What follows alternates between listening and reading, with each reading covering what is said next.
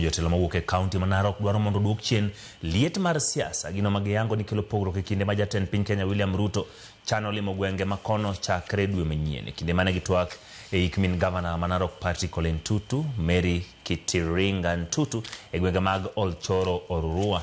Josiasa mawuok e kaunti no kwayo kwe e kind jodak makono. Ole Ntutu nojiwo jodak makono mondo rit jonyuol gi yo makare kinde ma pod ngima. Mosenindo Kitiringa no wito ngimane ka en jegni 75 ka bende biro pare gigo manotimo e sekta ma somo. Maana taa zetu zinazini akajibu akasema, lakini hebu chukua tu neno moja nyumbani kwenye leo ya kwamba nimeenda boma ya Ole Ntutu na nimesikia watoto wake walikuwa wanajali sana mama. Wewe je, uko na baba yako pale, uko na mama yako pale, unamjali? Unahakikisha kwamba unampeleka hospitali akiwa mgonjwa, ama ni wewe ni wale ambayo hata hutaki kujua hako mgonjwa ama hivi?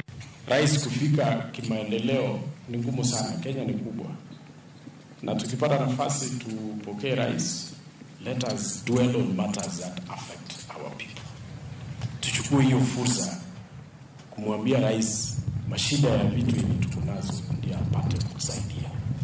Isikuwe ni fursa ya kujionyesha nguvu ati huyu hapo na nguvu. Kila mtu hapo na nguvu yake.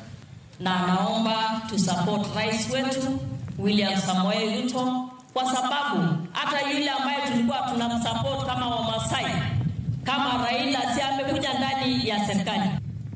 Mheshimiwa Rais atapata nafasi ya kututembelea Narok South. Tutakuwa tarehe 7 Sogo, tarehe 6 tutakuwa Wasongiro kufungua ile leather factory, alafu tutapata nafasi ya kutembelea constituencies zingine vile mmesikia.